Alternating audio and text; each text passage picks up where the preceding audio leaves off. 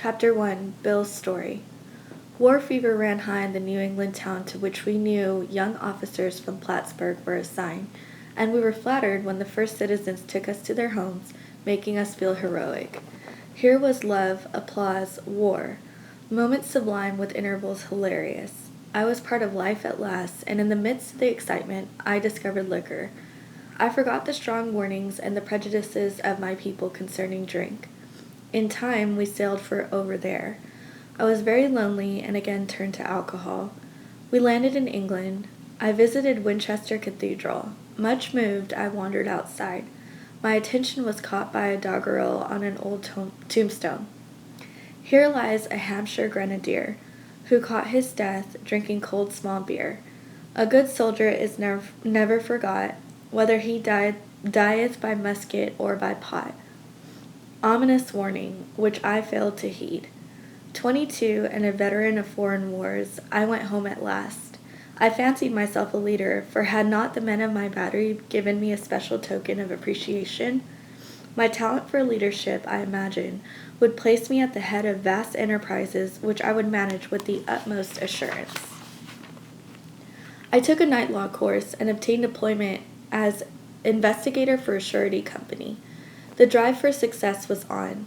I'd prove to the world I was important. My work took me about Wall Street, and little by little I became interested in the market. Many people lost money, but some became very rich. Why not I? I studied economics and business as well as law. Potential alcoholic that I was, I nearly failed my law course. At one of the finals, I was too drunk to think or write. Though my drinking was not yet continuous, it disturbed my wife. We had long talks when I would still her forebodings by telling her that men of genius conceived their best projects when drunk, that the most majestic constructions of philosophic thought were so derived. By the time I had completed the course, I knew the law was not for me. The inviting maelstrom of Wall Street had me in its grip. Business and financial leaders were my heroes. Out of this alloy of drink and speculation, I commenced to forge the weapon that one day would turn in its flight like a boomerang and all but cut me to ribbons. Living modestly, my wife and I saved up $1,000. It went into certain securities, then cheap, rather unpopular. I brightly imagined that they would someday have a great rise. I failed to persuade my broker friends to send me out looking over factories and managements, but my wife and I decided to go anyway. I had developed a theory that most people lost money in stocks through ignorance of markets. I discovered many more reasons later on. We gave up our positions and off we roared on a motorcycle, the sidecar stuffed with tent, blankets, a change of clothes, and 3 huge volumes of financial reference service. Our friends thought a lunacy commission should be appointed. Perhaps they were right. I had some success at speculation, so we had a little money, but we once worked on a farm for a month to avoid drawing on our small capital. That was the last honest manual labor on my part for many a day.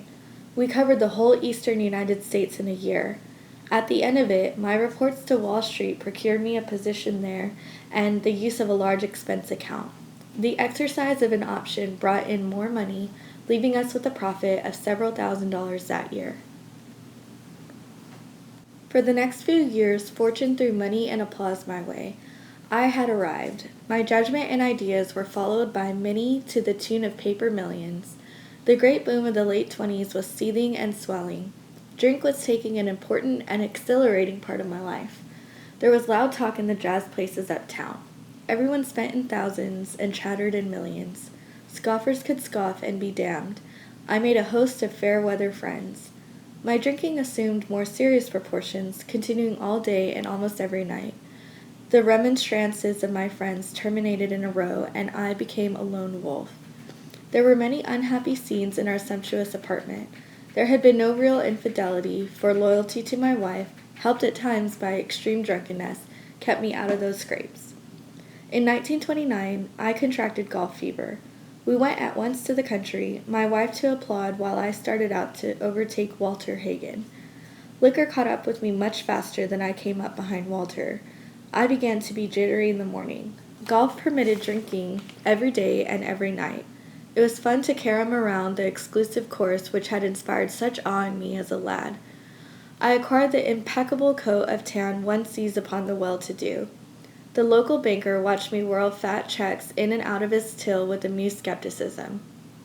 Abruptly, in October 1929, hell broke loose on the New York Stock Exchange. After one of those days of inferno, I wobbled from a hotel bar to a brokerage office. It was 8 o'clock, 5 hours after the market closed. The ticker still clattered. I was starting at an inch of the tape which bore the inscription XYZ-32. It had been 52 that morning. I was finished, and so were many friends. The papers reported men jumping to death from the towers of high finance. That disgusted me. I would not jump. I went back to the bar. My friends had dropped several millions since 10 o'clock. So what? Tomorrow was another day. As I drank, the old fierce determination to win came back. Next morning, I telephoned a friend in Montreal. He had plenty of money left and thought I had better go to Canada. By the following spring, we were living in our accustomed style. I felt like Napoleon returning from Elba. No St. Helena for me. But drinking caught up with me again, and my generous friend had to let me go. This time, we stayed broke. We went to live with my wife's parents. I found a job, then lost it as the result of a brawl with the taxi driver. Mercifully, no one could guess that I was to have no real employment for 5 years, or hardly draw a sober breath. My wife began to work in a department store, coming home exhausted to find me drunk.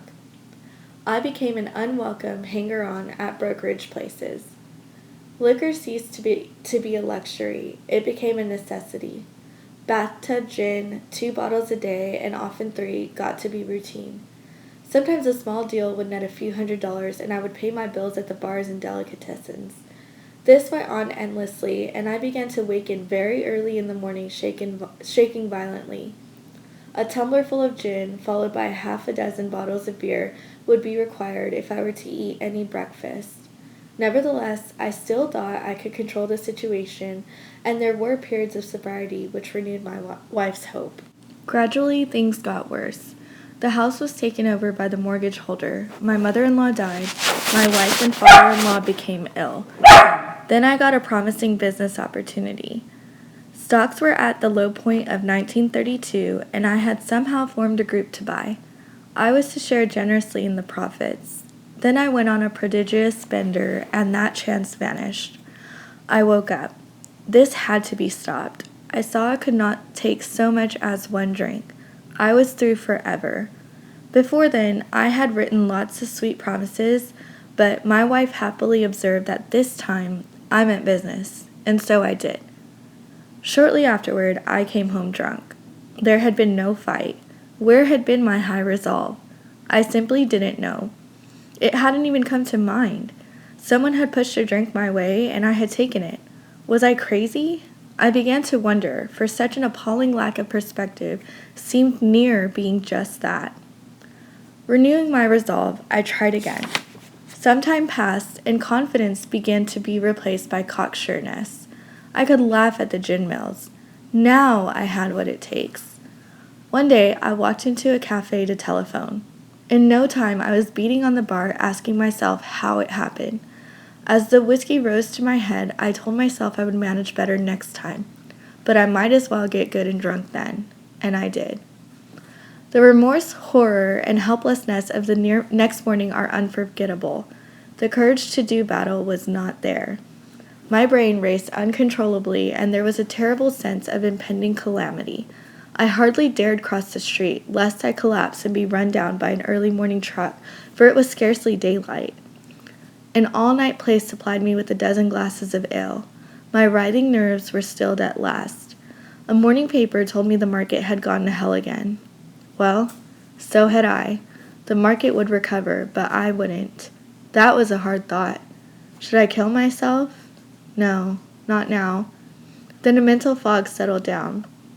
Gin would fix that. So 2 bottles and oblivion. The mind and body are marvelous mechanisms, for mine endured this agony 2 more years.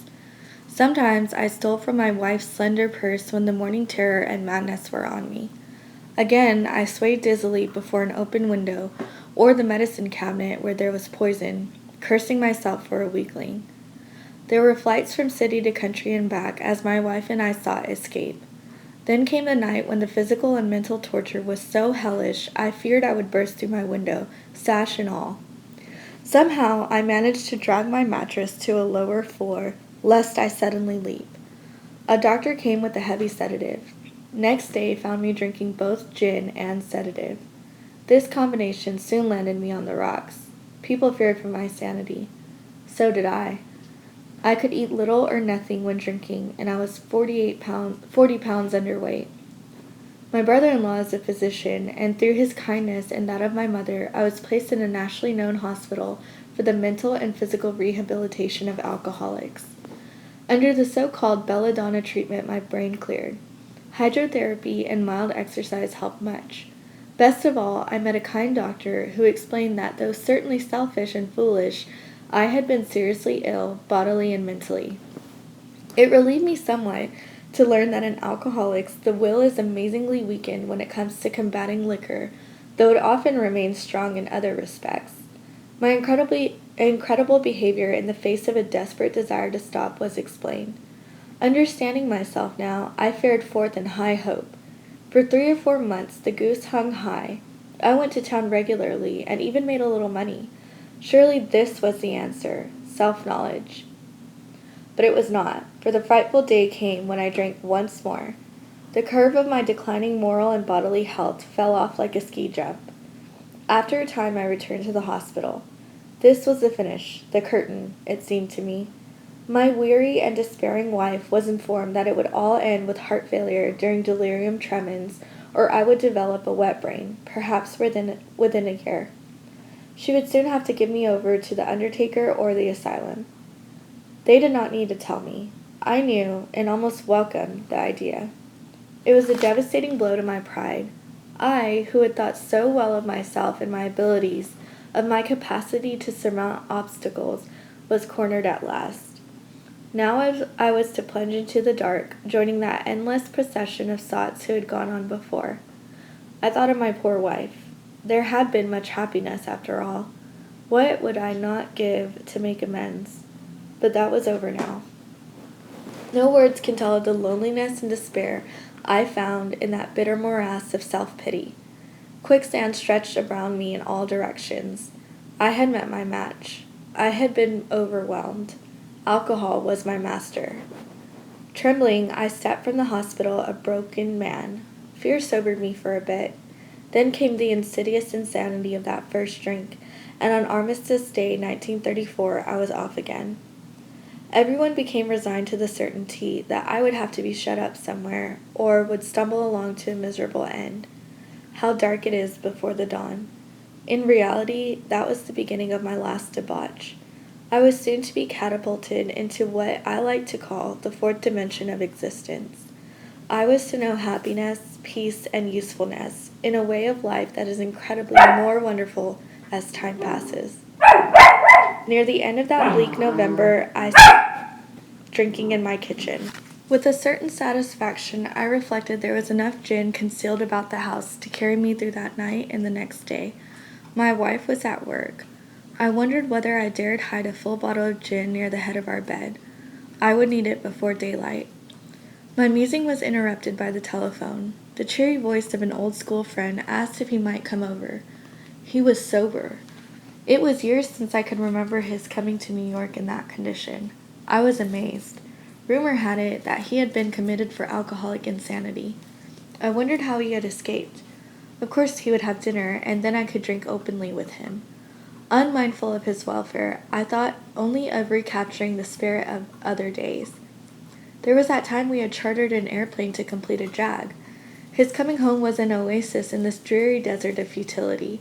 The very thing, an oasis. Drinkers are like that. The door opened and he stood there, fresh-skinned and glowing. There was something about his eyes. He was inexplicably different. What had happened? I pushed a drink across the table. He refused it.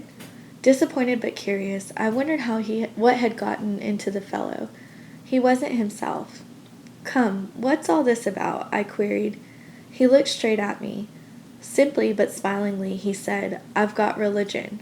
I was aghast. So that was it. Last summer, an alcoholic crackpot, now, I suspected, a little cracked about religion. He had that starry-eyed look. Yes, the old boy was on fire all right, but bless his heart, let him rant. Besides, my gin would last longer than his preaching. But he did no ranting. In a matter-of-fact way, he told me how two men had appeared in court, persuading the judge to suspend his commitment. They had told of a simple religious idea and a practical program of action. That was 2 months ago, and the result was self-evident. It worked. He had come to pass his experience along to me, if I cared to have it. I was shocked but interested. Certainly I was interested. I had to be, for I was hopeless. He talked for hours. Childhood memories rose before me. I could almost hear the sound of the preacher's voice as I sat, on still Sundays, way over there on the hillside. There was that proffered temperance pledge I never signed. My grandfather's good-natured contempt of some church folk and their doings, his insistence that the spheres really had their music, but his denial of the preacher's right to tell him how he must listen, his fearlessness as he spoke of these things just before he died. These recollections welled up from the past. They made me swallow hard. That wartime day in old Winchester Cathedral came back. I had always believed in a power greater than myself. I had often pondered these things. I was not an atheist. Few people really are, for that means blind faith in the strange proposition that this universe originated in a cipher and aimlessly rushes nowhere. My intellectual heroes, the chemists, the astronomers, even the evolutionists, suggested vast laws and forces at work. Despite contrary indications, I had little doubt that a mighty purpose and rhythm underlay all. How could there be so much of precise and immutable law and no intelligence? I simply had to believe in a spirit of the universe who knew neither time nor limitation. But that was as far as I had gone.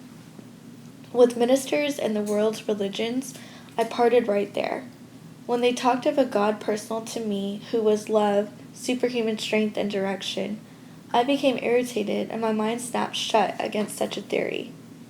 To Christ I conceded the certainty of a great man, not too closely followed by those who had claimed him. His moral teaching, most excellent. For myself, I had adopted those parts which seemed convenient and not too difficult. The rest I disregarded. The wars which had been fought, the burnings and chicanery that religious dispute had facilitated, made me sick. I honestly doubted whether, on balance, the religions of mankind had done any good. Judging from what I had seen in Europe and since, the power of God in human affairs was negligible, the brotherhood of man a grim jest. If there was a devil, he seemed the boss universal, and he certainly had me. But my friend sat before me, and he made the point-blank declaration that God had done for him what he could not do for himself. His human will had failed. Doctors had pronounced him incurable. Society was about to lock him up. Like myself, he had admitted complete defeat. Then he had, in effect, been raised from the dead, suddenly taken from the scrap heap to a level of life better than the best he had ever known. Had this power originated in him? Obviously, it had not. There had been no more power in him than there was in me at that minute, and this was none at all. That floored me. It began to look as though religious people were right after all. Here was something at work in a human heart which had done the impossible. My ideas about miracles were drastically revised right then. Never mind the musty past. Here sat a miracle directly across the kitchen table. He shouted great tidings. I saw that my friend was much more than inwardly reorganized. He was on a different footing. His roots grasped a new soil.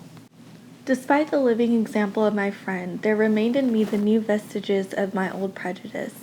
The word God still aroused a certain antipathy, antipathy.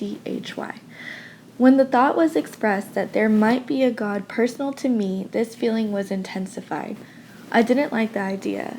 I could go for such conceptions as creative intelligence, universal mind, or spirit of nature, but I resisted the thought that a czar of the heavens, however loving his sway might be. I have since talked with scores of men who felt the same way. My friend suggested what then seemed a novel idea. He said, "Why don't you choose your own conception of God?" That statement hit me hard. It melted the icy intellectual mountain in whose shadow I had lived and shivered many years. I stood in the sunlight at last. It was only a matter of being willing to believe in a power greater than myself. Nothing more was required of me to make my beginning. I saw that growth could start from that point. Upon a foundation of complete willingness, I might build what I saw in my friend. Would I have it? Of course I would. Thus I was convinced that God is concerned with us humans when we want Him enough. At long last I saw, I felt, I believed. Scales of pride and prejudice fell from my eyes. A new world came into view. The real significance of my experience in the cathedral burst upon me. For a brief moment I had needed and wanted God. There had been a humble willingness to have Him with me, and He came. But soon the sense of His presence had been blotted out by worldly clamors, mostly those within myself. And so it had been ever since. How blind I had been. At the hospital, I was separated from alcohol for the last time. Treatment seemed wise, for I showed signs of delirium tremens. There I humbly offered myself to God as I then understood Him, to do with me as He would. I placed myself unreservedly under His care and direction. I admitted for the first time that of myself I was nothing, that without Him I was lost. I ruthlessly faced my sins and became willing to have my newfound friend take them away, root and branch. I have not had a drink since. My schoolmate visited me, and I fully acquainted him with my problems and deficiencies. We made a list of people I had hurt or toward whom I felt resentment. I expressed my entire willingness to approach these individuals, admitting my wrong. Never was I to be critical of them. I was to right all such matters to the utmost of my ability. I was to test my thinking by the new God consciousness within. Common sense would thus become uncommon sense. I was to sit quietly when in doubt, asking only for direction and strength to meet my problems as He would have me. Never was I to pray for myself, except as my request bore on my usefulness to others. Then only might I expect to receive, but that would be in great measure. My friend promised when these things were done, I would enter upon a new relationship with my Creator, that I would have the elements of a way of living which answered all my problems. Belief in the power of God, plus enough willingness, honesty, and humility to establish and maintain the new order of things were the essential requirements. Simple, but not easy. A price had to be paid. It meant destruction of self-centeredness. I must turn in all things to the Father of Light who presides over us all. These were revolutionary and drastic proposals, but the moment I fully accepted them, the effect was electric. There was a sense of victory, followed by such a peace and serenity as I had never known. There was utter confidence. I felt lifted up as though the great clean wind of a mountain top blew through and through. God comes to most men gradually, but His impact on me was sudden and profound. For a moment I was alarmed and called my friend, the doctor, to ask if I were still sane. He listened in wonder as I talked. Finally he shook his head, saying, "Something has happened to you I don't understand, but you had better hang on to it. Anything is better than the way you were." The good doctor now sees many men who have such experiences. He knows that they are real. While I lay in the hospital, the thought came that there were thousands of hopeless alcoholics who might be glad to have what had been so freely given me. Perhaps I could help some of them. They in turn might work with others. My friend had emphasized the absolute necessity of demonstrating these principles in all my affairs. Particularly was it imperative to work with others as he had worked with me. Faith without works was dead, he said. And how appallingly true for the alcoholic. For if an alcoholic failed to perfect and enlarge his spiritual life through work and self-sacrifice for others, he could not survive the certain trials and low spots ahead. If he did not work, he would surely drink again, and if he drank, he would surely die. Then faith would be dead indeed. With us, it is just like that. My wife and I abandoned ourselves with enthusiasm to the idea of helping other alcoholics to a solution of their problems. It was fortunate, for my old business associates remained skeptical for a year and a half, during which I found little work. I was not too well at the time, and was plagued by waves of self-pity and resentment. This sometimes nearly drove me back to drink, but I soon found that when all other measures failed, work with another alcoholic would save the day. Many times I have gone to my old hospital in despair. On talking to a man there, I would be amazingly lifted up and set on my feet. It is a design for living that works in rough going. We commenced to make many fast friends, and a fellowship has grown up among us, of which it is a wonderful thing to feel a part. The joy of living we really have, even under pressure and difficulty. I have seen hundreds of families set their feet in the path that really goes somewhere, have seen the most impossible domestic situations righted, feuds and bitterness of all sorts wiped out. I have seen men come out of asylums and resume a vital place in the lives of their families and communities. Business and professional men have regained their standing. There is scarcely any form of trouble and misery which has not been overcome among us. In one western city and its environs, there are 1,000 of us in our families. We meet frequently so that newcomers may find the fellowship they seek. At these informal gatherings, one may often see from 50 to 200 persons. We are growing in numbers and power. And the footnote says, in 2019, AA is composed of approximately 120,300 groups. An alcoholic in his cups is an unlovely creature. Our struggles with them are variously strenuous, comic, and tragic. One poor chap committed suicide in my home. He could not, or would not, see our way of life. There is, however, a vast amount of fun about it all. I suppose some would be shocked at our seemingly worldliness and levity. But just underneath there is a deadly earnestness.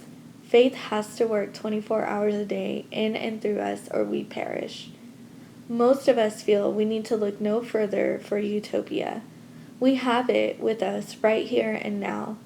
Each day, my friend's simple talk in our kitchen multiplies itself in a widening circle of peace on earth and goodwill to men. Bill W., co-founder of AA, died January 24, 1971.